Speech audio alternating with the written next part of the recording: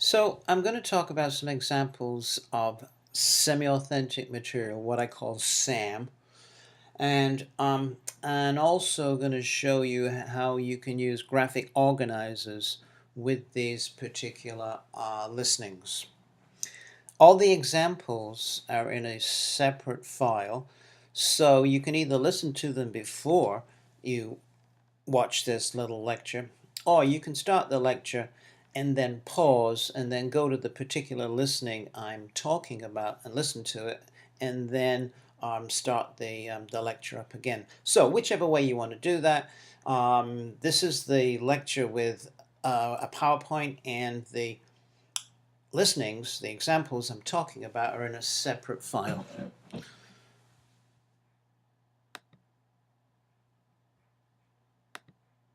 Okay, so that little speaker doesn't work there, so don't try and click it. As I said, all the listenings are in a separate file.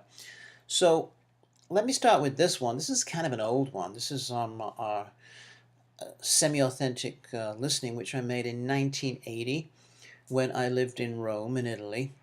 And I'm talking to Theresa.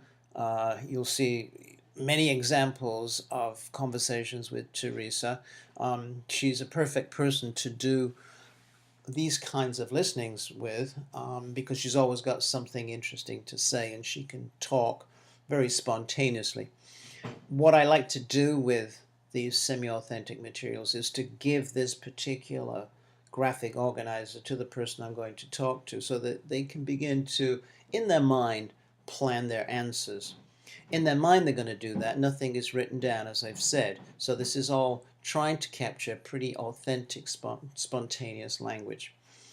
So what I was asking Theresa in 1980, when we both lived in Rome, was what she was going to be doing, what she thought she was going to be doing in 1990. And so this is the graphic organizer. I've got the particular questions, and notice I've just taken one, a subject heading. I haven't written the whole question out. And then we have a space for Theresa's answers. And then what I've given there next to that, and this is the way of developing a listening into a speaking activity, is a column where student A can talk to student B and make notes about their particular partner's answers to these questions. So the first column there about questions uses headings. It uses headings because that is trying to generate the question form. So it's a little bit more difficult when we get to the actual spoken part, when student A is asking student B. So work, where do you think you'll be working 10 years from now? And place, where do you think you'll be living? And marriage, do you think you'll be married by 1990? Money, do you think you'll be rich in 1990? And life in the future, what do you think life will be like 10 years from now? So notice how these particular questions practice a particular form of the future. We have future continuous and we have future simple.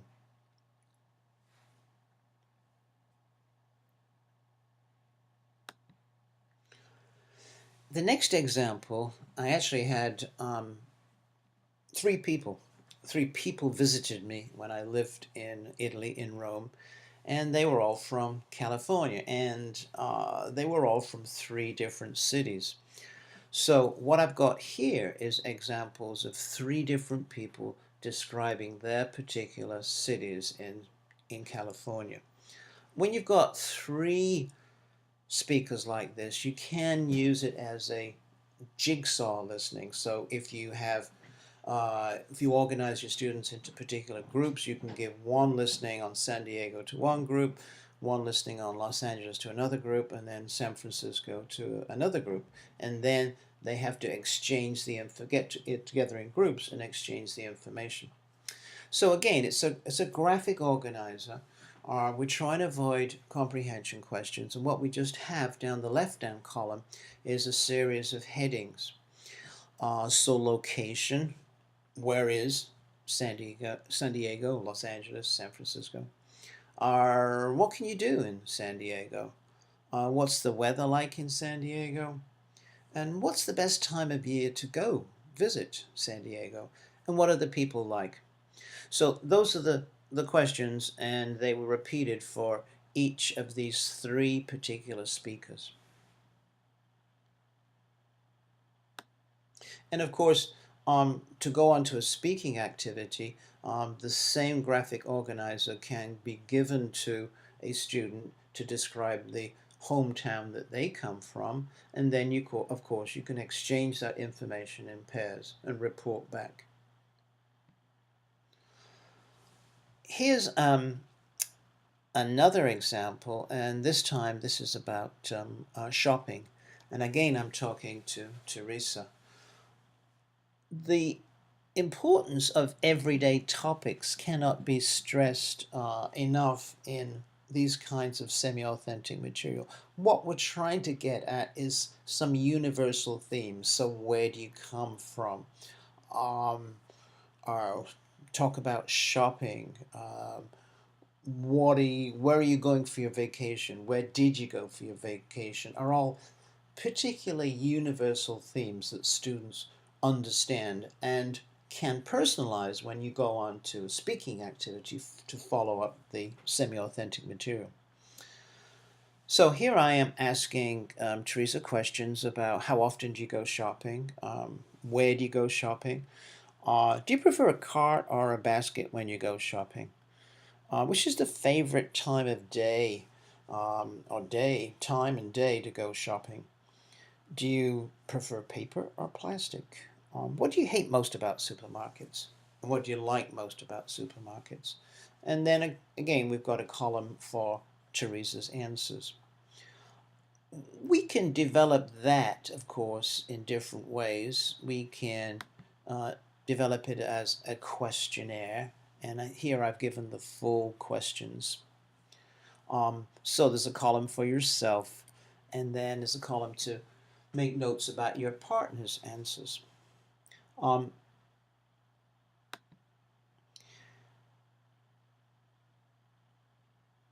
Okay, so I've repeated what we had earlier in that particular graphic organizer.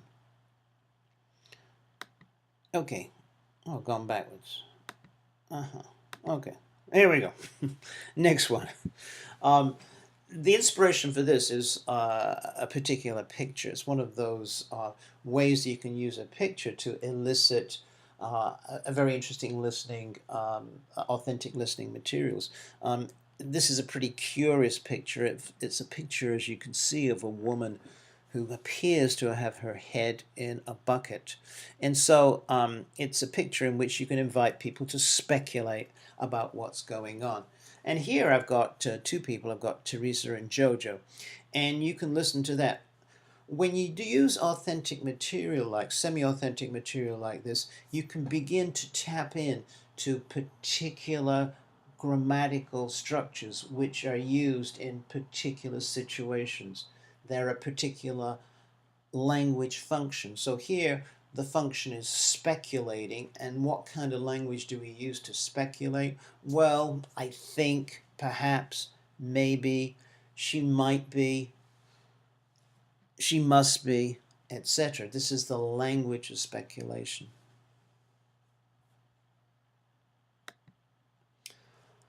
Here's another way of using semi-authentic material. This is making your own material to supplement a course book. In this particular course book, there was a reading comprehension about giving advice. And so we have 3 characters, and hopefully you can read that on a larger screen. But they all have particular problems, and one part of the lesson would be for students to read the problems and then to write advice or even talk about the advice. As a way of leading into this, I recorded Theresa, and I asked Theresa to give advice to these particular 3 people. So have a listen to that. Again, Teresa's very good at doing these kinds of semi-authentic material, and probably you can identify someone yourself who is good at responding spontaneously in these situations. Well, I say spontaneously. There is planning involved, and you're going to give the person who's going to do the semi-authentic material the particular descriptions of these particular people's problems, so that they can plan a little bit in their head what their responses will be.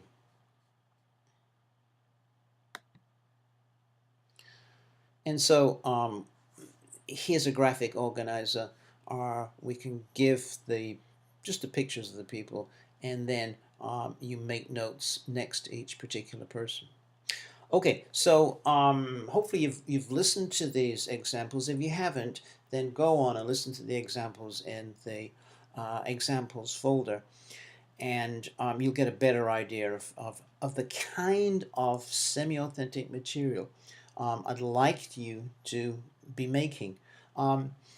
It's relatively very easy to make this material, and it can be really wonderful in the way that it can be used in a lesson, and you can plan it so you can easily go on to a speaking activity.